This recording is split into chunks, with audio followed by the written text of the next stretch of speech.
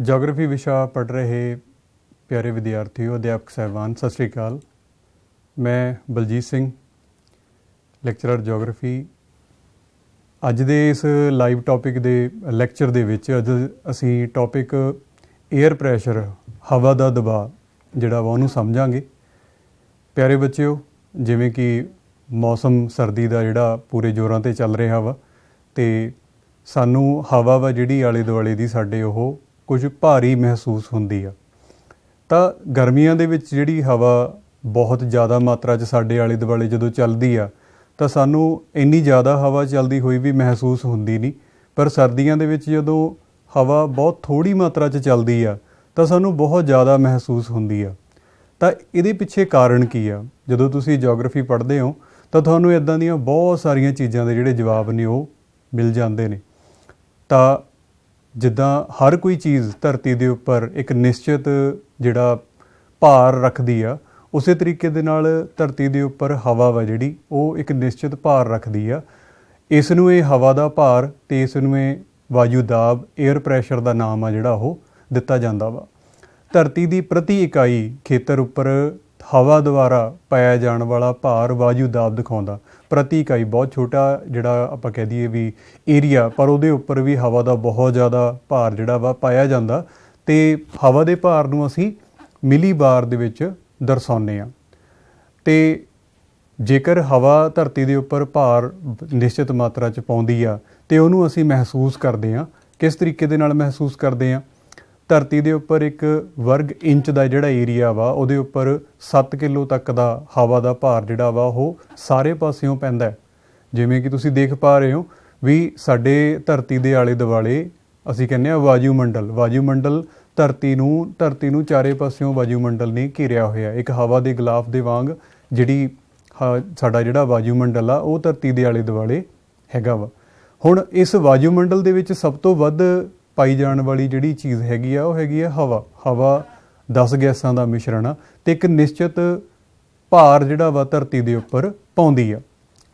ਹੁਣ ਹਵਾ ਦਾ ਜਿਹੜਾ ਭਾਰ ਆ ਉਹ ਪਿਆਰੇ ਵਿਦਿਆਰਥੀਓ ਕਿਸ ਤਰੀਕੇ ਦੇ ਨਾਲ ਵੱਧਦਾ ਅਤੇ ਘਟਦਾ?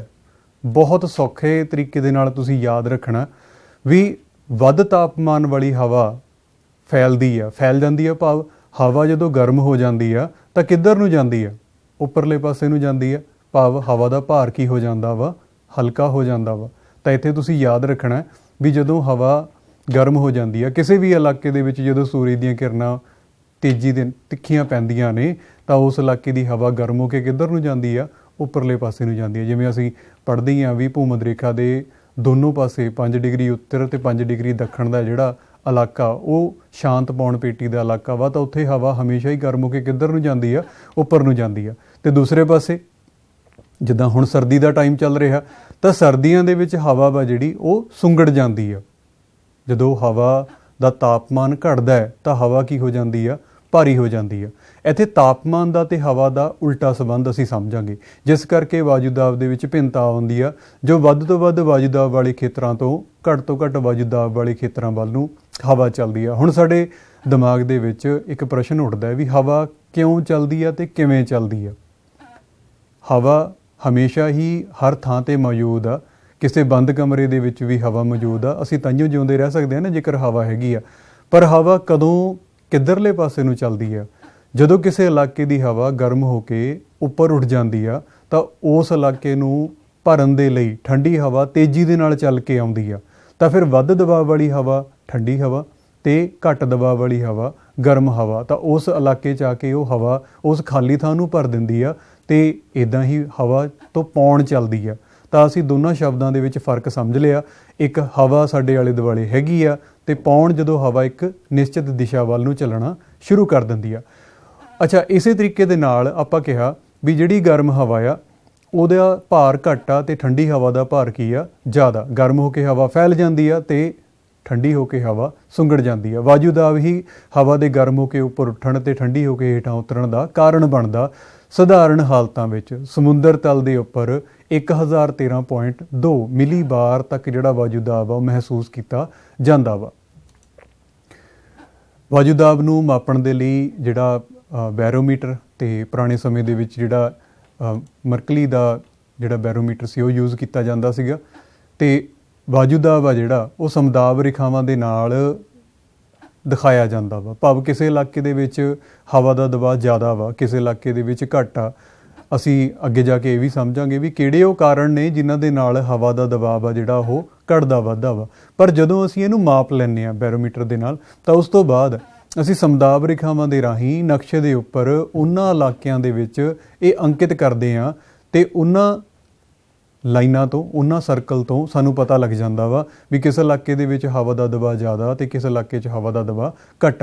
ਸਮਦਾਬ ਰੇਖਾਵਾਂ ਨਕਸ਼ੇ ਦੇ ਉੱਪਰ ਉਹ ਰੇਖਾਵਾਂ ਹੁੰਦੀਆਂ ਹਨ ਜਿਹੜੀਆਂ ਜੋ ਸਮਾਨ ਵਾਯੂਦਾਬ ਵਾਲੇ ਖੇਤਰਾਂ ਨੂੰ ਆਪਸ ਵਿੱਚ ਕੀ ਕਰਦੀਆਂ ਨੇ, ਜੋੜਦੀਆਂ ਨੇ। ਨਕਸ਼ਿਆਂ ਉੱਤੇ ਇਹ ਰੇਖਾਵਾਂ ਖਿੱਚਣ ਵੇਲੇ ਉਚਾਈ ਅਤੇ ਵਾਯੂਦਾਬ ਦੇ ਅਸਰ ਨੂੰ ਖਤਮ ਕਰਨ ਲਈ ਵੱਖ-ਵੱਖ ਸਥਾਨਾਂ ਦੇ ਵਾਯੂਦਾਬ ਦੀ ਆਪਸੀ ਤੁਲਨਾ ਕਰਕੇ ਮਾਪੇ ਗਏ ਤਾਪਮਾਨ ਨੂੰ ਸਮੁੰਦਰ ਤਲ 'ਤੇ ਸਮਾਨ ਮਿਣਿਆ ਜਾਂਦਾ ਵਾ। ਇਸ ਮਿਣਤੀ ਲਈ ਕਿਸੇ ਸਥਾਨ ਦੀ ਪ੍ਰਤੀ 300 ਮੀਟਰ ਦੀ ਉਚਾਈ ਤੇ 34 ਮਿਲੀ ਬਾਰ ਵਾਯੂਦਾਬ ਨੂੰ ਘਟਾ ਕੇ ਅੰਕਿਤ ਕੀਤਾ ਜਾਂਦਾ। Isobar are those line draw on the map ਵਿਚ joins place with the same air pressure. ਭਾਵ ਸਮਦਾਬ ਰੇਖਾਵਾਂ ਉਹ ਨੇ ਜਿਹੜੀਆਂ ਸਾਨੂੰ ਕਿਸੇ ਇਲਾਕੇ ਦੇ ਵਿੱਚ ਵੱਧ ਵਾਯੂਦਾਬ ਤੇ ਘੱਟ ਵਾਯੂਦਾਬ ਨੂੰ ਸਾਨੂੰ ਸਮਝਾਉਂਦੀਆਂ ਨੇ। ਦੇਖੋ, ਦੋ ਸਾਡੇ ਕੋਲ ਜਿਹੜੀਆਂ ਡਾਇਗਰਾਮਸ ਹੈਗੀਆਂ ਨੇ, ਇੱਕ ਦੇ ਵਿੱਚ ਤੁਸੀਂ ਸ਼ਬਦ ਐਲ ਪੜ੍ਹ ਰਹੇ ਹੋ ਜਿੱਥੇ ਹਵਾ ਦਾ ਦਬਾਅ ਕੀ ਆ, ਘੱਟ ਆ, ਅਤੇ ਦੂਸਰੇ ਪਾਸੇ ਸ਼ਬਦ ਐਚ ਪੜ੍ਹ ਰਹੇ ਹੋ ਅਤੇ ਉੱਥੇ ਹਵਾ ਦਾ ਦਬਾਅ ਕੀ ਹੈਗਾ ਵਾ, ਜ਼ਿਆਦਾ। ਤੁਸੀਂ ਜਦੋਂ ਡੇਟੇ ਨੂੰ ਪੜ੍ਹਦੇ ਹੋ ਤਾਂ ਐਲ ਵਾਲੇ ਪਾਸੇ ਹਵਾ ਦਾ ਦਬਾਅ ਜਿੱਧਰਲੇ ਪਾਸੇ ਘੱਟ ਆ, ਉੱਧਰਲੇ ਪਾਸੇ ਅੰਕ ਅੰਦਰਲੇ ਪਾਸੇ ਨੂੰ ਘਟਦਾ ਜਾ ਰਿਹਾ, ਅਤੇ ਜਿੱਧਰ ਹਵਾ ਦਾ ਦਬਾਅ ਜ਼ਿਆਦਾ ਹੈਗਾ ਉੱਧਰਲੇ ਪਾਸੇ ਨੂੰ ਅੰਕ ਅੰਦਰੋਂ ਬਾਹਰਲੇ ਪਾਸੇ ਨੂੰ ਘਟਦਾ ਜਾ ਰਿਹਾ। ਤਾਂ ਕਹਿਣ ਦਾ ਭਾਵ ਇਹ ਹੋ ਗਿਆ ਵੀ ਹਵਾ ਦਾ ਦਬਾਅ ਇਲਾਕੇ ਜਿੰਨੇ ਵੀ ਧਰਤੀ ਦੇ ਉੱਪਰ ਵੱਖ-ਵੱਖ ਇਲਾਕੇ ਨੇ ਉਹਨਾਂ ਦੇ ਉੱਪਰ ਵੱਖ-ਵੱਖ ਹਵਾ ਦਾ ਦਬਾਅ ਆ ਜਿਹੜਾ ਅਸੀਂ ਮਹਿਸੂਸ ਕਰਦੇ ਹਾਂ। ਹੁਣ ਹਵਾ ਦਾ ਦਬਾਅ ਕੀ ਹੈਗਾ ਇਹ ਅਸੀਂ ਸਮਝ ਲਿਆ। ਹਵਾ ਦਾ ਦਬਾਅ ਹਵਾ ਦੇ ਭਾਰ ਨੂੰ ਕਿਹਾ ਜਾਂਦਾ, ਅਤੇ ਹਵਾ ਦਾ ਭਾਰ ਦੇ ਵਿੱਚ ਅੰਤਰ ਆਉਂਦਾ। ਕਿਉਂ ਅੰਤਰ ਆਉਂਦਾ? ਉਹ ਕਿਹੜੇ ਕਾਰਕ ਨੇ ਜਿਨ੍ਹਾਂ ਨੂੰ ਅਸੀਂ ਇੱਕ ਇੱਕ ਕਰਕੇ ਪੜ੍ਹਾਂਗੇ, ਜਿਹਦੇ 'ਚ ਪਹਿਲਾ ਆ ਜਾਊਗਾ ਤਾਪਮਾਨ, ਦੂਸਰਾ ਆ ਜਾਊਗਾ ਸਮੁੰਦਰ ਤਲ ਤੋਂ ਉਚਾਈ, ਤੀਸਰਾ ਹਵਾ ਵਿਚਲੀ ਨਮੀ, ਚੌਥਾ ਧਰਤੀ ਦੀ ਗੁਰੂਰਤਾ ਖਿੱਚ ਸ਼ਕਤੀ ਅਤੇ ਧਰਤੀ ਦੀ ਦੈਨਿਕ ਗਤੀ, ਅਤੇ ਆਖਰ ਦੇ ਵਿੱਚ ਅਸੀਂ ਸਮਝਾਂਗੇ ਹਵਾ ਦੇ ਦਬਾਅ ਦੀ ਜਿਹੜੀ ਵੰਡ ਆ ਧਰਤੀ ਦੇ ਉੱਪਰ ਕਿਸ ਤਰੀਕੇ ਦੇ ਨਾਲ ਕੀਤੀ ਗਈ ਆ ਜਾਂ ਪਾਈ ਜਾਂਦੀ ਆ। ਤਾਂ ਪਹਿਲਾ ਜਿਹੜਾ ਪਿਆਰੇ ਵਿਦਿਆਰਥੀਓ ਕਾਰਕ ਹੈਗਾ ਤਾਪਮਾਨ। ਤਾਪਮਾਨ ਹਵਾ ਦੇ ਦਬਾਅ ਦੇ ਉੱਪਰ ਕੀ ਅਸਰ ਪਾਉਂਦਾ? ਜਿਵੇਂ ਕਿ ਮੈਂ ਸ਼ੁਰੂ 'ਚ ਤੁਹਾਨੂੰ ਸਮਝਾਇਆ ਵੀ ਧਰਤੀ ਦੇ ਉੱਪਰ ਹਵਾ ਦੇ ਦਬਾਅ ਦਾ ਅਤੇ ਤਾਪਮਾਨ ਦਾ ਅਸੀਂ ਉਲਟਾ ਸੰਬੰਧ ਸਮਝਦੇ ਹਾਂ। ਵਾਯੂਦਾਬ ਅਤੇ ਹਵਾ ਦੇ ਤਾਪਮਾਨ ਦਾ ਕੀ ਆ? ਉਲਟਾ ਜਿਹੜਾ ਸੰਬੰਧ ਹੈਗਾ। ਕਿਸੇ ਸਥਾਨ ਦਾ ਤਾਪਮਾਨ ਵੱਧਦਾ ਹੈ ਤਾਂ ਹਵਾ ਕੀ ਹੋ ਜਾਂਦੀ ਆ? ਫੈਲ ਜਾਂਦੀ ਆ, ਤਾਂ ਹਵਾ ਦਾ ਭਾਰ ਘਟ ਜਾਂਦਾ ਵਾ, ਹਵਾ ਹਲਕੀ ਹੋ ਜਾਂਦੀ ਆ। ਤੁਸੀਂ ਇਹਨੂੰ ਬਹੁਤ ਸੌਖੇ ਤਰੀਕੇ ਦੇ ਨਾਲ ਯਾਦ ਰੱਖਣਾ ਹੈ ਵੀ ਜਦੋਂ ਹਵਾ ਦਾ ਕਿਸੇ ਇਲਾਕੇ ਦਾ ਤਾਪਮਾਨ ਵੱਧ ਗਿਆ ਤਾਂ ਸ਼ਬਦ ਅਸੀਂ ਵਰਤਿਆ ਵੱਧ ਗਿਆ, ਤਾਂ ਉਸ ਇਲਾਕੇ 'ਚ ਹਵਾ ਫੈਲ ਜਾਂਦੀ ਆ ਅਤੇ ਉਹਦਾ ਭਾਰ ਕੀ ਹੋ ਜਾਂਦਾ? ਘਟ ਜਾਂਦਾ। ਇਸ ਨਾਲ ਵਾਯੂਦਾਬ ਕੀ ਕਰ ਜਾਂਦਾ? ਘਟ ਜਾਂਦਾ। ਇਸ ਦੇ ਉਲਟ ਕਿਸੇ ਇਲਾਕੇ 'ਚ ਕਿਸੇ ਇਲਾਕੇ ਦੇ ਵਿੱਚ ਤਾਪਮਾਨ ਘਟ ਗਿਆ ਤਾਂ ਹਵਾ ਕੀ ਕਰ ਗਈ? ਹਵਾ ਸ਼ਰਿੰਕ ਹੋ ਗਈ, ਸੁੰਗੜ ਗਈ, ਅਤੇ ਹਵਾ ਦਾ ਭਾਰ ਕੀ ਕਰ ਗਿਆ? ਵੱਧ ਗਿਆ। ਤੁਸੀਂ ਜਦੋਂ ਵੀ ਸਰਦੀਆਂ ਦੇ ਵਿੱਚ, ਹੁਣ ਜਦੋਂ ਤੁਸੀਂ ਬਾਹਰ ਜਾਂਦੇ ਹੋ ਜਾਂ ਸਕੂਲ ਨੂੰ ਤੁਸੀਂ ਆਉਂਦੇ ਹੋ, ਤਾਂ ਤੁਸੀਂ ਮਹਿਸੂਸ ਕਰਦੇ ਹੋ ਵੀ ਹਵਾ ਬਹੁਤ ਜ਼ਿਆਦਾ ਭਾਰੀ ਮਹਿਸੂਸ ਹੋ ਰਹੀ ਆ, ਅਤੇ ਕਿਸੇ ਪਾਸੇ ਹਵਾ ਚੱਲਦੀ ਨਹੀਂ ਲੱਗਦੀ, ਪਰ ਫਿਰ ਵੀ ਸਾਨੂੰ ਇੱਦਾਂ ਮਹਿਸੂਸ ਹੁੰਦੀ ਆ ਵੀ ਹਵਾ ਦਾ ਭਾਰ ਅਸੀਂ ਮਹਿਸੂਸ ਕਰਦੇ ਹਾਂ। ਅਤੇ ਗਰਮੀਆਂ ਦੇ ਵਿੱਚ ਬਹੁਤ ਸਾਰੀ ਹਵਾ ਚੱਲਦੀ ਹੁੰਦੀ ਆ, ਫਿਰ ਵੀ ਸਾਨੂੰ ਹਵਾ ਜਿਹੜੀ ਮਹਿਸੂਸ ਨਹੀਂ ਹੁੰਦੀ। ਉਸ ਵੇਲੇ ਹਵਾ ਹਲਕੀ ਹੁੰਦੀ ਆ, ਅਤੇ ਸਰਦੀਆਂ ਦੇ ਵਿੱਚ ਹਵਾ ਜਿਹੜੀ ਆ ਉਹ ਸਾਨੂੰ ਭਾਰੀ ਮਹਿਸੂਸ ਹੁੰਦੀ ਆ। ਇਸੇ ਕਰਕੇ ਭੂਮੱਧ ਰੇਖ ਖੇਤਰਾਂ ਦੇ ਵਿੱਚ, ਧਰਤੀ ਦੇ ਭੂਮੱਧ ਰੇਖ ਖੇਤਰਾਂ 'ਚ ਤਾਪਮਾਨ ਹਮੇਸ਼ਾ ਹੀ ਕੀ ਰਹਿੰਦਾ ਵਾ? ਜ਼ਿਆਦਾ ਰਹਿੰਦਾ। ਤਾਈਓ ਆਪਾਂ ਕਿਹਾ ਨਾ ਉੱਥੇ ਸ਼ਾਂਤ ਪੌਣ ਪੇਟੀਆਂ ਦਾ ਇਲਾਕਾ ਜਿਹੜਾ ਸਾਨੂੰ ਦੇਖਣ ਨੂੰ ਮਿਲਦਾ, ਅਤੇ ਹਵਾ ਗਰਮ ਹੋ ਕੇ ਉੱਪਰ ਉੱਠਦੀ ਆ ਅਤੇ ਹਵਾ ਦਾ ਭਾਰ ਉੱਥੇ ਕੀ ਹੁੰਦਾ? ਘੱਟ। ਅਤੇ ਦੂਸਰੇ ਪਾਸੇ ਧਰੁਵਾਂ ਦੇ ਉੱਪਰ ਸੂਰਜ ਦੀਆਂ ਕਿਰਨਾਂ ਨੇ ਜਿਹੜੀਆਂ ਸਾਰਾ ਸਾਲ ਤਿਰਛੀਆਂ ਪੈਂਦੀਆਂ ਨੇ ਜਾਂ ਘੱਟ ਪੈਂਦੀਆਂ ਨੇ, ਤਾਂ ਉਹਨਾਂ ਇਲਾਕਿਆਂ ਦੇ ਵਿੱਚ ਤਾਪਮਾਨ ਘੱਟ ਹੁੰਦਾ ਅਤੇ ਹਵਾ ਦਾ ਜਿਹੜਾ ਦਬਾਅ ਕੀ ਹੁੰਦਾ? ਜ਼ਿਆਦਾ ਹੁੰਦਾ। ਤਾਂ ਆਪਾਂ ਤਾਪਮਾਨ ਦੇ ਨਾਲ ਸਹਿਜੇ ਹੀ ਸਮਝ ਜਾਂਦੇ ਹਾਂ ਵੀ ਕਿਸੇ ਇਲਾਕੇ ਦੇ ਵਿੱਚ ਹਵਾ ਦਾ ਵਾਯੂਦਾਬ ਵੱਧ ਹੋਊਗਾ ਜਾਂ ਘੱਟ ਹੋਊਗਾ। ਜੇਕਰ ਤਾਪਮਾਨ ਜ਼ਿਆਦਾ ਹੋਊਗਾ ਤਾਂ ਹਵਾ ਦਾ ਭਾਰ ਘੱਟ ਹੋਊਗਾ। Very good. ਜਦੋਂ ਕਿਸੇ ਇਲਾਕੇ 'ਚ ਤਾਪਮਾਨ ਘੱਟ ਹੋਊਗਾ ਤਾਂ ਹਵਾ ਦਾ ਭਾਰ ਜ਼ਿਆਦਾ ਹੋਊਗਾ। ਜਿੱਦਾਂ ਆਪਾਂ ਬਿਲਕੁਲ ਸਮਝ ਪਾ ਰਹੇ ਹਾਂ ਵੀ ਜਦੋਂ ਕਿਸੇ ਇਲਾਕੇ ਦੇ ਵਿੱਚ ਸੂਰਜ ਜਦੋਂ ਚਮਕਦਾ ਤਾਂ ਉਸ ਇਲਾਕੇ ਦੀ ਹਵਾ ਗਰਮ ਹੋ ਜਾਂਦੀ ਆ, ਤੇ ਗਰਮ ਹੋ ਕੇ ਪਿਆਰੇ ਵਿਦਿਆਰਥੀਓ ਕਿੱਧਰ ਨੂੰ ਜਾਂਦੀ ਆ? ਹਵਾ ਉੱਪਰਲੇ ਪਾਸੇ ਨੂੰ ਜਾਂਦੀ ਆ। ਤਾਂ ਹਵਾ ਗਰਮ ਹੋ ਕੇ ਉੱਪਰਲੇ ਪਾਸੇ ਨੂੰ ਉੱਠਦੀ ਆ, ਤੇ ਕਿਹੜਾ ਘੱਟ ਵਾਯੂ ਦਾਬ ਦਾ ਜਿਹੜਾ ਖੇਤਰ ਆ ਉਹ ਹੋਂਦ ਵਿੱਚ ਆ ਜਾਂਦਾ। ਤੇ ਦੂਸਰੇ ਪਾਸੇ ਜਿਨ੍ਹਾਂ ਇਲਾਕਿਆਂ ਦੇ ਵਿੱਚ ਬੱਦਲ ਛਾਏ ਰਹਿੰਦੇ ਨੇ ਜਾਂ ਸੂਰਜ ਦੀ ਜਿਹੜੀ ਧੁੱਪ ਆ ਉਹ ਨਹੀਂ ਮਿਲਦੀ, ਤਾਂ ਉਹਨਾਂ ਇਲਾਕਿਆਂ ਦੇ ਵਿੱਚ ਤਾਪਮਾਨ ਘੱਟ ਰਹਿੰਦਾ ਤੇ ਹਵਾ ਦਾ ਜਿਹੜਾ ਵਾਯੂ ਦਾਬ ਆ ਉਹ ਕੀ ਰਹਿੰਦਾ ਵਾ? ਵੱਧ ਰਹਿੰਦਾ। ਭਾਰ ਹਵਾ ਦਾ ਕੀ ਰਹਿੰਦਾ ਵਾ? ਜ਼ਿਆਦਾ ਰਹਿੰਦਾ ਵਾ। ਤਾਂ ਪਹਿਲੇ ਕਾਰਕ ਤੋਂ ਬਾਅਦ ਅਸੀਂ ਦੂਸਰਾ ਸਮਝ ਰਹੇ ਹਾਂ, ਸਮੁੰਦਰ ਤਲ ਤੋਂ ਉਚਾਈ। ਸਮੁੰਦਰ ਤਲ ਤੋਂ ਉਚਾਈ ਦਾ ਭਾਵ ਕੀ ਆ? ਜਿਵੇਂ ਜਿਵੇਂ ਅਸੀਂ ਧਰਤੀ ਤੋਂ ਪਹਾੜਾਂ 'ਚ ਉੱਚੇ ਇਲਾਕਿਆਂ ਵੱਲ ਨੂੰ ਜਾਂਦੇ ਹਾਂ ਤਾਂ ਹਵਾ ਦੇ ਦਬਾਅ ਦੇ ਵਿੱਚ ਕੀ ਅੰਤਰ ਆਊਗਾ? ਤਾਂ ਇਸ ਦਾ ਜਵਾਬ ਅਸੀਂ ਇਸ ਕਾਰਕ ਤੋਂ ਸਮਝਾਂਗੇ। ਹਵਾ ਦਾ ਦਬਾਅ, ਕਿਉਂਕਿ ਹਵਾ ਦੇ ਭਾਰ ਸਦਕਾ ਇਸ ਲਈ ਸਭ ਤੋਂ ਵੱਧ ਵਾਯੂ ਦਾਬ ਸਮੁੰਦਰ ਤਲ 'ਤੇ ਹੁੰਦਾ। ਕਹਿਣ ਦਾ ਭਾਵ ਵੀ ਜਿਹੜਾ ਸਾਡਾ ਵਾਯੂਮੰਡਲ ਆ ਉਹ ਧਰਤੀ ਦੇ ਨੇੜੇ ਸੰਘਣਾ ਆ। ਜਿਵੇਂ ਜਿਵੇਂ ਅਸੀਂ ਪਹਾੜਾਂ 'ਚ ਜਾਂਦੇ ਹਾਂ ਤਾਂ ਫਿਰ ਇਹ ਵਿਰਲਾ ਹੁੰਦਾ ਜਾਂਦਾ। ਉਚਾਈ ਦੇ ਨਾਲ ਸਾਡਾ ਜਿਹੜਾ ਵਾਯੂਮੰਡਲ ਆ ਉਹ ਵਿਰਲਾ ਹੁੰਦਾ ਵਾ। ਤਾਂ ਸਾਨੂੰ ਬਹੁਤ ਵਾਰ ਇਹ ਸੁਣਨ 'ਚ ਮਿਲਦਾ ਵੀ ਜਿਨ੍ਹਾਂ ਨੂੰ ਸਾਹ ਲੈਣ ਦੇ ਵਿੱਚ ਦਿੱਕਤ ਆ ਜਾਂ ਕੋਈ ਦਮੇ ਦੀ ਜਾਂ ਕਿਸੇ ਵੀ ਤਰ੍ਹਾਂ ਦੀ ਕੋਈ ਸ਼ਿਕਾਇਤ ਹੈਗੀ ਆ, ਤਾਂ ਉੱਚੇ ਪਹਾੜਾਂ 'ਤੇ ਜਾ ਕੇ ਉਹਨਾਂ ਨੂੰ ਸਾਹ ਪ੍ਰੋਪਰਲੀ ਨਹੀਂ ਆਉਂਦਾ। ਹਰ ਇੱਕ ਮਨੁੱਖ ਥੋੜ੍ਹਾ ਜਿਹਾ ਖਿੱਚ ਕੇ ਜਿਹੜਾ ਸਾਹ ਵਾ ਉਹ ਲੈਂਦਾ ਵਾ। ਉਹਦਾ ਕਾਰਨ ਕੀ ਹੋ ਜਾਂਦਾ ਵੀ ਪਹਾੜਾਂ ਦੇ ਵਿੱਚ ਜਿਹੜਾ ਸਾਡਾ ਜਿਹੜਾ ਵਾਯੂਮੰਡਲ ਆ ਉਹ ਵਿਰਲਾ ਆ। ਸਮੁੰਦਰ ਤਲ ਤੋਂ ਜਿਵੇਂ ਜਿਵੇਂ ਅਸੀਂ ਉੱਪਰ ਉੱਠਦੇ ਹਾਂ ਤਾਂ ਭਾਰੀਆਂ ਗੈਸਾਂ ਧਰਤੀ ਦੇ ਨੇੜੇ ਰਹਿ ਜਾਂਦੀਆਂ ਨੇ ਤੇ ਹਲਕੀਆਂ ਗੈਸਾਂ ਨੇ ਜਿਹੜੀਆਂ ਉਹ ਉੱਪਰ ਰਹਿ ਜਾਂਦੀਆਂ ਨੇ, ਜਿਸ ਦੇ ਨਾਲ ਜਦੋਂ ਗੈਸਾਂ ਹਲਕੀਆਂ ਹੋਣਗੀਆਂ ਪਿਆਰੇ ਵਿਦਿਆਰਥੀਓ ਤਾਂ ਹਵਾ ਦਾ ਭਾਰ ਵੀ ਕੀ ਹੋਊਗਾ? ਘੱਟ ਹੋਊਗਾ। ਉਚਾਈ ਦੇ ਨਾਲ ਵਾਯੂ ਦਾਬ ਘਟਣ ਦੀ ਕੋਈ ਨਿਸ਼ਚਿਤ ਦਰ ਤਾਂ ਹੈ ਨਹੀਂ ਗੀ, ਪਰ ਫਿਰ ਵੀ ਵਾਯੂ ਦਾਬ ਘਟਣ ਦੀ ਦਰ ਉਚਾਈ ਦੇ ਨਾਲ ਕੀ ਆਉਂਦੀ ਹੈ? ਇਹਦੇ 'ਚ ਕਮੀ ਆਉਂਦੀ ਜਾਂਦੀ ਹੈ। ਸਮੁੰਦਰ ਤਲ ਤੋਂ ਜਦੋਂ ਅਸੀਂ 5 ਕਿਲੋਮੀਟਰ ਉੱਪਰ ਚਲੇ ਜਾਂਦੇ ਹਾਂ, 5 ਕਿਲੋਮੀਟਰ ਪਹਾੜੀ ਇਲਾਕੇ 'ਚ ਚਲੇ ਜਾਂਦੇ ਹਾਂ ਤਾਂ ਫਿਰ 11 ਕਿਲੋਮੀਟਰ ਤੇ ਵਾਯੂ ਦਾਬ ਵੱਧਦਾ ਰਹਿ ਜਾਂਦਾ। 11 ਕਿਲੋਮੀਟਰ ਦੀ ਉਚਾਈ 'ਤੇ ਜਾ ਕੇ ਇਹ ਚੌਥਾ ਹਿੱਸਾ ਰਹਿ ਜਾਂਦਾ। ਇਸ ਕਰਕੇ ਉੱਚੇ ਪਰਬਤਾਂ 'ਚ ਅਕਸਰ ਹੀ ਸਾਨੂੰ ਸਾਹ ਲੈਣ ਦੀ ਜਿਹੜੀ ਸਮੱਸਿਆ ਵਾ ਉਹ ਆਉਂਦੀ ਹੈ। ਜਿੱਦਾਂ ਤੁਸੀਂ ਦੇਖ ਪਾ ਰਹੇ ਹੋ ਵੀ ਜਿਹੜਾ ਇਨਸਾਨ ਧਰਤੀ 'ਤੇ ਭਾਵ ਪਲੇਨ ਸਮਤਲ ਇਲਾਕੇ ਦੇ ਵਿੱਚ ਖੜਾ ਆ, ਉਹਦੇ 'ਤੇ ਵਾਯੂ ਦਾਬ ਕੀ ਆ? ਇੱਥੇ ਜਿਹੜਾ ਹਵਾ ਦਾ ਦਬਾਅ ਜ਼ਿਆਦਾ ਵਾ। ਤੁਸੀਂ ਇਹਨੂੰ ਉਚਾਈ ਦੇ ਨਾਲ ਸਮਝਣਾ ਵਾ, ਨਾ ਕਿ ਪਹਿਲਾਂ ਵਾਲਾ ਜਿਹੜਾ ਅਸੀਂ ਤਾਪਮਾਨ ਵਾਲਾ ਕਾਰਕ ਸਮਝ ਕੇ ਹਟੇ ਹਾਂ। ਉਹ ਅਲੱਗ ਕਾਰਕ ਸੀਗਾ, ਇਹ ਅਲੱਗ ਕਾਰਕ ਆ ਵੀ ਜੇਕਰ ਅਸੀਂ ਧਰਤੀ ਦੇ ਉੱਪਰ ਹੈਗੇ ਹਾਂ, ਮੈਦਾਨਾਂ ਦੇ ਵਿੱਚ ਹੈਗੇ ਹਾਂ, ਤਾਂ ਇੱਥੇ ਜਿਹੜੀਆਂ ਗੈਸਾਂ ਨੇ ਉਹ ਭਾਰੀਆਂ ਨੇ ਤੇ ਸਾਡੇ 'ਤੇ ਵਾਯੂ ਦਾਬ ਕੀ ਹੈਗਾ ਵਾ? ਜ਼ਿਆਦਾ ਆ। ਜਿਵੇਂ ਜਿਵੇਂ ਅਸੀਂ ਉੱਚੇ ਇਲਾਕਿਆਂ 'ਚ ਚਲੇ ਜਾਂਦੇ ਹਾਂ, ਪਹਾੜੀ ਇਲਾਕਿਆਂ 'ਚ ਚਲੇ ਜਾਂਦੇ ਹਾਂ, ਤਾਂ ਫਿਰ ਜਿਹੜੀਆਂ ਭਾਰੀਆਂ ਗੈਸਾਂ ਨੇ ਉਹ ਹੇਠਾਂ ਰਹਿ ਜਾਂਦੀਆਂ ਨੇ ਤੇ ਹਲਕੀਆਂ ਗੈਸਾਂ ਉੱਪਰ ਸਾਨੂੰ ਦੇਖਣ ਨੂੰ ਮਿਲਦੀਆਂ ਨੇ ਜਾਂ ਮਹਿਸੂਸ ਹੁੰਦੀਆਂ ਨੇ। ਤਾਂ ਫਿਰ ਇੱਥੇ ਜਾ ਕੇ ਜਿਹੜਾ ਹਵਾ ਦਾ ਦਬਾਅ ਕੀ ਕਰ ਜਾਂਦਾ ਵਾ? ਉਹ ਕੀ ਹੋ ਜੂਗਾ ਪਿਆਰੇ ਵਿਦਿਆਰਥੀਓ? ਘਟ ਜੂਗਾ। ਜਿੱਦਾਂ ਤੁਸੀਂ ਆ ਹਵਾ ਦੇ ਜਿਹੜੇ ਮੋਲੀਕਿਊਲਸ ਨੇ ਉਹਨਾਂ ਨੂੰ ਦੇਖ ਪਾ ਰਹੇ ਹੋ ਵੀ ਬਿਲਕੁਲ ਥੱਲੇ ਗਰਾਊਂਡ 'ਤੇ ਹਾਈ ਪ੍ਰੈਸ਼ਰ ਆ ਤੇ ਬਿਲਕੁਲ ਉੱਪਰ ਪਹਾੜਾਂ ਦੇ ਉੱਪਰ ਜਾ ਕੇ ਕਿਹੜਾ ਹੈਗਾ ਵਾ? ਲੋ ਪ੍ਰੈਸ਼ਰ ਆ।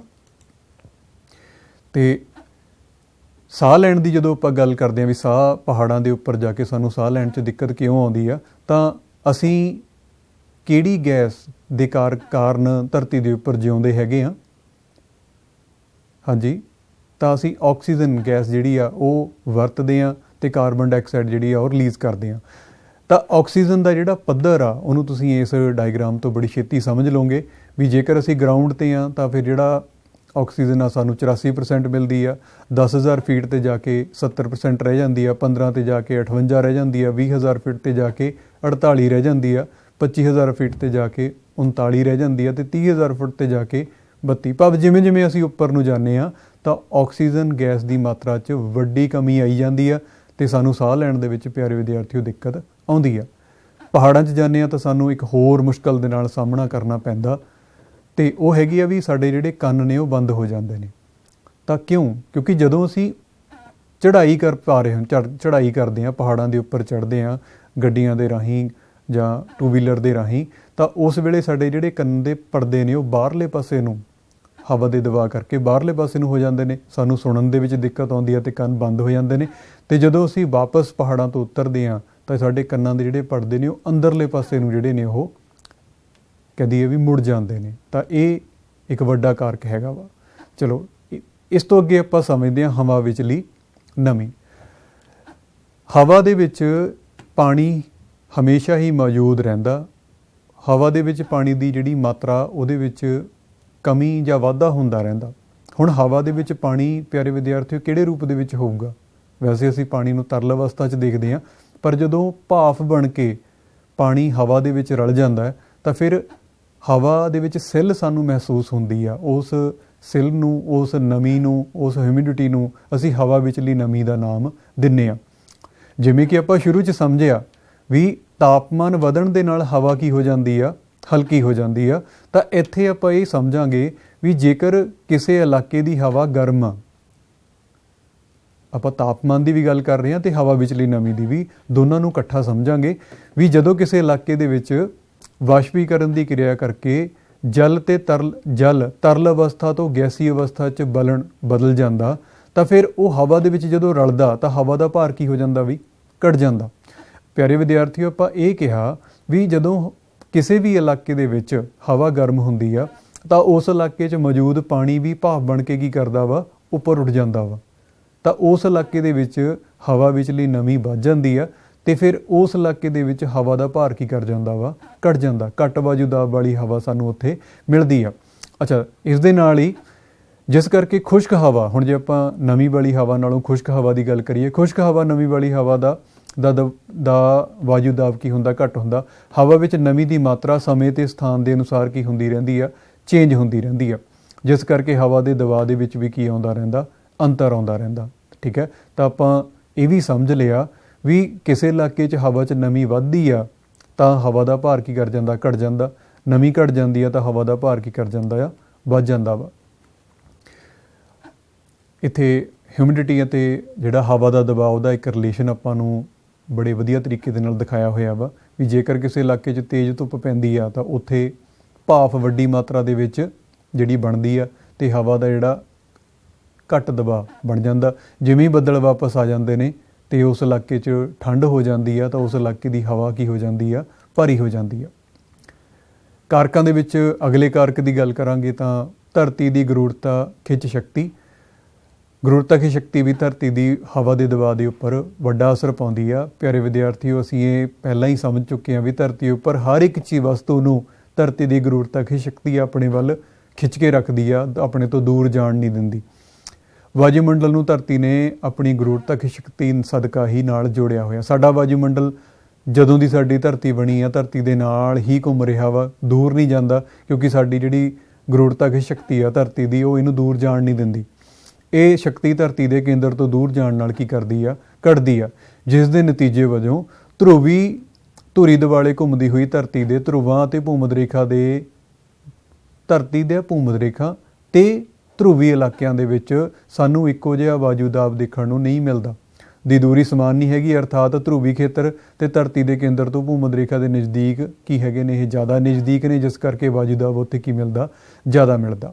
ਆਪਾਂ ਪਹਿਲਾਂ ਹੀ ਸਮਝ ਚੁੱਕੇ ਹਾਂ ਵੀ ਜਿਹੜਾ ਧਰਤੀ ਦੇ ਧਰੂਵੀ ਇਲਾਕਿਆਂ ਦੇ ਵਿੱਚ ਵਾਯੂ ਦਾਬ ਕੀ ਮਿਲਦਾ? ਸਾਨੂੰ ਜ਼ਿਆਦਾ ਮਿਲਦਾ ਅਤੇ ਭੂਮੱਧ ਰੇਖਕ ਇਲਾਕਿਆਂ ਦੇ ਵਿੱਚ ਵਾਯੂ ਦਾਬ ਸਾਨੂੰ ਘੱਟ ਮਿਲਦਾ। ਤਾਂ ਇੱਥੇ ਜਿਵੇਂ ਜਿਵੇਂ ਅਸੀਂ ਪਹਿਲਾਂ ਵੀ ਅਸੀਂ ਇਹ ਚੀਜ਼ ਪਿਆਰੇ ਵਿਦਿਆਰਥੀਓ ਸਮਝੀ ਆ ਵੀ ਜੇਕਰ ਅਸੀਂ ਧਰਤੀ ਦੇ ਮੈਦਾਨੀ ਇਲਾਕਿਆਂ ਦੇ ਵਿੱਚ ਹੈਗੇ ਹਾਂ ਤਾਂ ਉੱਥੇ ਹਵਾ ਦਾ ਦਬਾਅ ਸਾਨੂੰ ਕੀ ਮਿਲੂਗਾ? ਜ਼ਿਆਦਾ ਮਿਲੂਗਾ, ਕਿਉਂਕਿ ਭਾਰੀਆਂ ਗੈਸਾਂ ਨੇ ਉਹ ਧਰਤੀ ਦੇ ਨੇੜੇ ਹੀ ਜ਼ਿਆਦਾ ਮਿਲਣਗੀਆਂ। ਅਤੇ ਜਿਵੇਂ ਜਿਵੇਂ ਅਸੀਂ ਪਹਾੜਾਂ 'ਚ ਜਾਵਾਂਗੇ ਤਾਂ ਫਿਰ ਹਲਕੀਆਂ ਗੈਸਾਂ ਨੇ ਜਿਹੜੀਆਂ ਸਾਨੂੰ ਉੱਪਰਲੇ ਪਾਸੇ ਮਿਲਣਗੀਆਂ। ਤਾਂ ਧਰਤੀ ਦੀ ਗ੍ਰੈਵਿਟੀ ਇਹਨਾਂ ਭਾਰੀਆਂ ਗੈਸਾਂ ਨੂੰ ਆਪਣੇ ਕੋਲ ਹਮੇਸ਼ਾ ਹੀ ਕੀ ਕਰਦੀ ਆ? ਬੰਨ੍ਹ ਕੇ ਰੱਖਦੀ ਆ। ਕਾਰਕਾਂ ਦੇ ਵਿੱਚ ਅਗਲਾ ਜਿਹੜਾ ਕਾਰਕ ਹੈਗਾ ਉਹ ਹੈਗਾ ਧਰਤੀ ਦੀ ਦੈਨਿਕ ਗਤੀ। ਦੈਨਿਕ ਗਤੀ ਤੁਸੀਂ ਸ਼ੁਰੂ ਵਾਲੇ ਜਿਹੜੇ ਸਾਡੇ ਪਾਠ ਨੇ +1 ਦੀ ਕਿਤਾਬ ਦੇ ਉਹਦੇ 'ਚ ਸਮਝ ਚੁੱਕੇ ਹੋ ਵੀ ਜੇਕਰ ਧਰਤੀ ਘੁੰਮਦੀ ਆ ਤਾਂ ਹੀ ਉਹ ਦਿਨ ਰਾਤ ਬਣਦੇ ਆ। ਤਾਂ ਧਰਤੀ ਦੀ ਜਿਹੜੀ ਦੈਨਿਕ ਗਤੀ ਆ ਉਹਦੇ ਨਾਲ ਘੁੰਮਣ ਕਰਕੇ ਇੱਕ ਅਪਕੇਂਦਰੀ ਬਲ ਸੈਂਟਰੀਫਿਊਗਲ ਫੋਰਸ ਪੈਦਾ ਹੁੰਦੀ ਆ। ਇਹ ਬਲ ਭੂਮੱਧ ਰੇਖਾ 'ਤੇ ਸਭ ਤੋਂ ਵੱਧ ਅਤੇ ਧਰੁਵਾਂ 'ਤੇ ਸਭ ਤੋਂ ਘੱਟ ਜਿਹੜਾ ਅਸਰ ਵਿਖਾਉਂਦਾ ਵਾ। ਅਪਕੇਂਦਰੀ ਸ਼ਕਤੀ ਸੁਤੰਤਰ ਚੀਜ਼ਾਂ ਨੂੰ ਆਪਣੇ ਤੋਂ ਦੂਰ ਤੱਕਦੀ ਆ, ਭਾਵ ਜਦੋਂ ਵੀ ਕੋਈ ਗੋਲ ਚੀਜ਼ ਘੁੰਮਦੀ ਆ, ਜੇਕਰ ਤੁਸੀਂ ਕਿਸੇ ਵੀ ਧਾਗੇ ਦੇ ਨਾਲ ਕਿਸੇ ਚੀਜ਼ ਨੂੰ ਆਪਣੇ ਹੱਥਾਂ ਦੇ ਨਾਲ ਘੁਮਾਓਗੇ, ਕਿਸੇ ਪੱਥਰ ਨੂੰ ਬੰਨ੍ਹ ਕੇ, ਤਾਂ ਪੱਥਰ ਬਾਹਰਲੇ ਪਾਸੇ ਨੂੰ ਕੀ ਕਰੂਗਾ? ਉਹ ਘੁੰਮਣ ਲਈ ਜ਼ੋਰ ਲਗਾਊਗਾ, ਜਿਸ ਦੇ ਨਤੀਜੇ ਵਜੋਂ ਭੂਮੱਧ ਰੇਖਾ ਦੇ ਵਿੱਚ ਹਵਾ ਦਾ ਦਬਾਅ ਕੀ ਸਾਨੂੰ ਮਿਲਦਾ? ਘੱਟ ਮਿਲਦਾ ਵਾ। ਜਿੱਦਾਂ ਕਿ ਤੁਸੀਂ ਦੇਖ ਪਾ ਰਹੇ ਹੋ ਜਿਹੜੀ ਕੋਰਲਿਸ ਫੋਰਸ ਹੈਗੀ ਆ, ਜਿੱਦਾਂ ਪਹਿਲਾਂ ਅਸੀਂ ਸੈਂਟਰੀਫਿਊਗਲ ਫੋਰਸ ਦੀ ਗੱਲ ਕੀਤੀ ਆ, ਤਾਂ ਧਰਤੀ ਦੇ ਘੁੰਮਣ ਕਰਕੇ ਧਰਤੀ ਦੇ ਉੱਪਰ ਜਿਹੜੀਆਂ ਹਵਾਵਾਂ ਨੇ ਉਹ ਵੀ ਸਿੱਧੀਆਂ ਨਹੀਂ ਚੱਲ ਪਾਉਂਦੀਆਂ। ਇਹ ਉੱਤਰੀ ਗੋਲਾਰਧ ਦੇ ਵਿੱਚ ਸੱਜੇ ਹੱਥ ਅਤੇ ਦੱਖਣੀ ਗੋਲਾਰਧ ਦੇ ਵਿੱਚ ਖੱਬੇ ਹੱਥ ਜਿਹੜੀਆਂ ਨੇ ਉਹ ਮੁੜ ਜਾਂਦੀਆਂ ਨੇ। ਤਾਂ ਜਦੋਂ ਅਸੀਂ ਧਰਤੀ ਦੇ ਉੱਪਰ ਵੱਖ-ਵੱਖ ਪੌਣ ਪੇਟੀਆਂ ਨੂੰ ਦੇਖਦੇ ਹਾਂ ਤਾਂ ਸਾਨੂੰ ਇੱਦਾਂ ਲੱਗਦਾ ਵੀ ਹਵਾ ਵਾ ਜਿਹੜੀ ਉਹ ਸਿਰਫ ਇੱਕ ਦਿਸ਼ਾ ਵੱਲ ਨੂੰ ਹੀ ਚੱਲ ਰਹੀ ਆ, ਪਰ ਅਸਲ ਦੇ ਵਿੱਚ ਧਰਤੀ ਦੇ ਉੱਪਰ ਬਹੁਤ ਸਾਰੇ ਅਲੱਗ-ਅਲੱਗ ਸੈੱਲ ਬਣੇ ਹੋਏ ਨੇ। ਹਵਾ ਦੇ ਦਬਾਅ ਦੇ ਹਿਸਾਬ ਦੇ ਨਾਲ ਜਿਹੜੀ ਹਵਾ ਵਾ ਉਹ ਚੱਲਦੀ ਆ, ਅਤੇ ਅਸੀਂ ਇਹਨਾਂ ਸਾਰੇ ਕਾਰਕਾਂ ਨੂੰ ਪਹਿਲਾਂ ਬੜੀ ਡਿਟੇਲ ਦੇ ਵਿੱਚ ਪੜ੍ਹ ਚੁੱਕੇ ਹਾਂ, ਸਮਝ ਚੁੱਕੇ ਹਾਂ। ਸਾਰੇ ਹਵਾ ਦੇ ਦਬਾਅ ਦੇ ਅਸਰ ਪਾਉਣ ਵਾਲੇ ਜਿਹੜੇ ਕਾਰਕ ਸੀਗੇ, ਮੈਨੂੰ ਉਮੀਦ ਆ ਵੀ ਤੁਸੀਂ ਬਹੁਤ ਵਧੀਆ ਤਰੀਕੇ ਦੇ ਨਾਲ ਸਮਝ ਲਏ। ਅਤੇ ਇਸ ਤੋਂ ਅੱਗੇ ਚੱਲਦੇ ਹਾਂ। ਹਵਾ ਦੇ ਦਬਾਅ ਦੀ ਵੰਡ ਧਰਤੀ ਦੇ ਉੱਪਰ, ਧਰਤੀ ਦੇ ਆਲੇ ਦੁਆਲੇ ਹਵਾ ਦੇ ਚਾਰ ਚੁਫੇਰੇ ਹੋਣ ਦੇ ਨਾਲ ਹਵਾ ਦੇ ਦਬਾਅ ਦਾ ਜਿਹੜੀ ਵੰਡ ਆ ਉਹ ਦੋ ਤਰੀਕਿਆਂ ਦੇ ਨਾਲ ਕੀਤੀ ਜਾਂਦੀ ਹੈ। ਅਸੀਂ ਧਰਤੀ ਨੂੰ ਦੋ ਭਾਗਾਂ ਦੇ ਵਿੱਚ ਵੰਡ ਕੇ ਪੂਰੇ ਹਵਾ ਦੇ ਦਬਾਅ ਦੀ ਵੰਡ ਆ ਜਿਹੜੀ ਉਹਨੂੰ ਸਮਝਦੇ ਹਾਂ।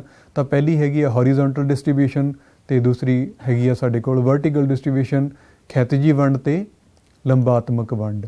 ਖਿਤਿਜੀ ਵੰਡ, ਜੇਕਰ ਤੁਸੀਂ ਇਹਨੂੰ ਬਹੁਤ ਵਧੀਆ ਤਰੀਕੇ ਦੇ ਨਾਲ ਪੜ੍ਹੋ ਅਤੇ ਸਮਝੋ ਤਾਂ ਬਹੁਤ ਸੌਖਾ ਆ। ਕਿਸੇ ਵੀ ਸਥਾਨ 'ਤੇ ਵਾਯੂਦਾਬ ਦਿਨ ਰਾਤ ਅਤੇ ਗਰਮੀ ਸਰਦੀ ਅਨੁਸਾਰ ਕੀ ਹੁੰਦਾ ਰਹਿੰਦਾ, ਪਰਿਵਰਤਨ ਹੁੰਦਾ ਰਹਿੰਦਾ। ਦੇਖੋ, ਅਸੀਂ ਪੰਜਾਬ ਦੇ ਵਿੱਚ ਰਹਿੰਦੇ ਹਾਂ। ਪੰਜਾਬ ਦੇ ਵਿੱਚ ਰਹਿੰਦੇ ਹੋਏ ਅਸੀਂ ਗਰਮੀਆਂ ਦੇ ਵਿੱਚ ਬਹੁਤ ਜ਼ਿਆਦਾ ਘੱਟ ਵਾਯੂਦਾਬ ਵੀ ਦੇਖਦੇ ਹਾਂ ਅਤੇ ਸਰਦੀਆਂ ਦੇ ਵਿੱਚ ਬਹੁਤ ਜ਼ਿਆਦਾ ਵੱਧ ਵਾਯੂਦਾਬ ਵੀ ਦੇਖਦੇ ਹਾਂ। ਸਾਨੂੰ ਕਿਤੇ ਹੋਰ ਜਾਣ ਦੀ ਲੋੜ ਨਹੀਂ ਹੈਗੀ। ਪਰ ਜੇਕਰ ਅਸੀਂ ਗਰਮੀਆਂ ਦੇ ਵਿੱਚ ਅਚਾਨਕ ਪਹਾੜੀ ਇਲਾਕਿਆਂ 'ਚ ਜਾਵਾਂਗੇ ਤਾਂ ਸਾਨੂੰ ਇੱਕ ਟਾਈਮ ਘੱਟ ਵਾਯੂਦਾਬ ਅਤੇ ਦੂਸਰੇ ਟਾਈਮ ਵੱਧ ਵਾਯੂਦਾਬ ਜਿਹੜਾ ਵਾ ਉਹ ਦੇਖਣ ਨੂੰ ਮਿਲਦਾ। ਇਹ ਵਾਯੂਦਾਬ ਹਮੇਸ਼ਾ ਹੀ ਸਥਿਰ ਨਹੀਂ ਰਹਿੰਦਾ ਹੈ, ਇਹ ਬਦਲਦਾ ਰਹਿੰਦਾ ਦਿਨ ਅਤੇ ਰਾਤ ਦੇ ਅਨੁਸਾਰ। ਮੌਸਮ ਜਿਵੇਂ ਜਿਵੇਂ ਬਦਲਦੇ ਨੇ ਉਸ ਹਿਸਾਬ ਦੇ ਨਾਲ ਇਹ ਚੇਂਜ ਹੁੰਦਾ। ਫਿਰ ਵੀ ਮੋਟੇ ਤੌਰ 'ਤੇ ਔਸਤ ਵਾਯੂਦਾਬ ਹਾਲਤਾਂ ਕੀ ਰਹਿੰਦੀਆਂ ਨੇ, ਸਮਾਨ। ਭਾਵ ਕਿਸੇ ਇਲਾਕੇ ਦਾ ਔਸਤ, ਜਿੱਦਾਂ ਅਸੀਂ ਤਾਪਮਾਨ ਪਤਾ ਕਰਦੇ ਹਾਂ ਉਸੇ ਤਰੀਕੇ ਦੇ ਨਾਲ ਔਸਤ ਵਾਯੂਦਾਬ ਆ ਜਿਹੜਾ ਉਹ ਸਮਾਨ ਰਹਿੰਦਾ। ਜੇਕਰ ਅਸੀਂ ਸਾਰੀ ਧਰਤੀ ਉੱਪਰ ਵਾਯੂਦਾਬ ਦੀ ਵੰਡ ਦਾ ਅਧਿਐਨ ਕਰੀਏ ਤਾਂ ਪਤਾ ਲੱਗਦਾ ਕਿ ਇੱਥੇ ਕਈ ਉੱਚ ਅਤੇ ਕਈ ਨਿਮਨ, ਕਈ ਉੱਚ ਵਾਯੂਦਾਬ ਵਾਲੇ ਇਲਾਕੇ ਨੇ ਅਤੇ ਕਈ ਨੀਵੇਂ ਜਿਹੜੇ ਕਹਿ ਦਈਏ ਘੱਟ ਵਾਯੂਦਾਬ ਵਾਲੇ ਇਲਾਕੇ ਨੇ। ਜਿੱਦਾਂ ਭੂਮੱਧ ਰੇਖਕ ਇਲਾਕੇ ਨੇ ਪਿਆਰੇ ਵਿਦਿਆਰਥੀਓ, ਤਾਂ ਉੱਥੇ ਹਮੇਸ਼ਾ ਹੀ ਵਾਯੂਦਾਬ ਕੀ ਰਹੂਗਾ, ਘੱਟ ਰਹੂਗਾ, ਅਤੇ ਧਰੁਵਾਂ ਦੇ ਉੱਪਰ ਹਮੇਸ਼ਾ ਹੀ ਵਾਯੂਦਾਬ ਕੀ ਰਹੂਗਾ, ਜ਼ਿਆਦਾ ਰਹੂਗਾ। ਤਾਂ ਹੁਣ ਅਸੀਂ ਸਮਝ ਰਹੇ ਹਾਂ ਇਹਨੂੰ। ਹਵਾ ਦੇ ਦਬਾਅ ਨੂੰ ਆਮ ਤੌਰ 'ਤੇ ਦੋ ਕਿਸਮਾਂ ਦੇ ਵਿੱਚ ਅਸੀਂ ਪਹਿਲਾਂ ਹੀ ਵੰਡ ਚੁੱਕੇ ਹਾਂ। ਇੱਕ ਹੁੰਦਾ ਉੱਚ ਵਾਯੂਦਾਬ ਅਤੇ ਇੱਕ ਹੁੰਦਾ ਘੱਟ ਵਾਯੂਦਾਬ। ਧਰਤੀ ਦੇ ਵੱਖ-ਵੱਖ ਅਕਸ਼ਾਂਸ਼ਾਂ ਉੱਪਰ ਵਾਯੂਦਾਬ ਉੱਤੇ ਅਸਰ ਪਾਉਣ ਵਾਲੇ ਜਿਹੜੇ ਕਾਰਕ ਨੇ ਉਹਨਾਂ ਦੇ ਅਸੀਂ ਪ੍ਰਭਾਵ ਪੜ੍ਹੇ, ਅਤੇ 7 ਪੌਣ ਪੇਟੀਆਂ ਨੇ ਜਿਹੜੀਆਂ ਉਹਨਾਂ 'ਚ ਮਿਲਦੀਆਂ ਨੇ। ਭੂਮੱਧ ਰੇਖਾ ਦੇ ਦੋਨੇ ਪਾਸੇ ਸਾਨੂੰ 5-5 ਪੌਣ ਪੇਟੀਆਂ ਨੇ ਜਿਹੜੀਆਂ ਮਿਲਦੀਆਂ ਨੇ। 5 ਉੱਤਰ ਅਤੇ 5 ਦੱਖਣੀ ਅਕਸ਼ਾਂਸ਼ ਵਿਚਾਲੇ ਖੇਤਰਾਂ ਤੋਂ ਮੱਧ ਰੇਖਕ ਘੱਟ ਵਾਯੂਦਾਬ ਦੀ ਪੇਟੀ ਵੀ ਅਖਵਾਉਂਦੇ ਨੇ। ਹੁਣ ਜਿਹੜਾ ਵਾਯੂਦਾਬ ਆ, ਅਸੀਂ ਪਹਿਲਾਂ ਹੀ ਇਹ ਸਮਝ ਲਿਆ ਸੀਗਾ ਵੀ ਜਦੋਂ ਕਿਸੇ ਇਲਾਕੇ ਦੀ ਹਵਾ ਗਰਮ ਹੋ ਕੇ ਉੱਪਰ ਉੱਠਦੀ ਆ ਤਾਂ ਉਹਦਾ ਥਾਂ ਲੈਣ ਲਈ ਠੰਡੀ ਹਵਾ ਉਸ ਇਲਾਕੇ ਵੱਲ ਤੇਜ਼ੀ ਨਾਲ ਚੱਲ ਕੇ ਆ ਜਾਂਦੀ ਆ। ਤਾਂ ਇੱਥੇ ਤੁਸੀਂ ਦੇਖ ਪਾ ਰਹੇ ਹੋ ਵੀ ਹਾਈ ਪ੍ਰੈਸ਼ਰ ਦੀ ਜਿਹੜੀ ਹਵਾ ਹੈਗੀ ਆ, ਵਿੰਡ ਹੈਗੀ ਆ, ਉਹ ਲੋਅ ਪ੍ਰੈਸ਼ਰ ਏਰੀਏ ਵੱਲ ਨੂੰ ਬੜੀ ਛੇਤੀ ਦੇ ਨਾਲ ਕੀ ਕਰਦੀ ਆ, ਆਉਂਦੀ ਆ। ਪਰ ਇਹ ਹਵਾ ਕਿਉਂਕਿ ਸਿੱਧੀ ਚੱਲਣ ਦੀ ਬਜਾਏ ਆਪਣਾ ਰਾਹ ਮੁੜ ਜਾਂਦੀ ਆ, ਜਾਂ ਕਹਿ ਦਿਓ ਵੀ ਸਿੱਧੀ ਨਹੀਂ ਚੱਲ ਪਾਉਂਦੀ, ਮੁੜ ਜਾਂਦੀ ਆ। ਉਹਦਾ ਕਾਰਨ ਧਰਤੀ ਦਾ ਘੁੰਮਣਾ ਵਾ। ਹੁਣ ਕਿਸੇ ਇਲਾਕੇ ਦੇ ਵਿੱਚ ਜਿਹੜਾ ਵਾਯੂਦਾਬ ਆ ਉਹਦੇ 'ਚ ਅੰਤਰ ਕਿਉਂ ਹੈਗਾ? ਸੂਰਜ ਦੀਆਂ ਕਿਰਨਾਂ ਸਾਰਾ ਸਾਲ ਕਿਸੇ ਇਲਾਕੇ 'ਚ ਲੰਬਵੰਤ ਪੈਂਦੀਆਂ ਨੇ, ਵਰਟੀਕਲ ਪੈਂਦੀਆਂ ਨੇ, ਤਾਂ ਤਾਪਮਾਨ ਕੀ ਕਰ ਜਾਊਗਾ, ਉੱਥੇ ਉੱਚਾ ਹੋ ਜਾਊਗਾ, ਵੱਧ ਜਾਊਗਾ, ਅਤੇ ਹਵਾ ਦਾ ਦਬਾਅ ਕੀ ਹੋ ਜਾਊਗਾ, ਉੱਥੇ ਘੱਟ ਰਹੂਗਾ।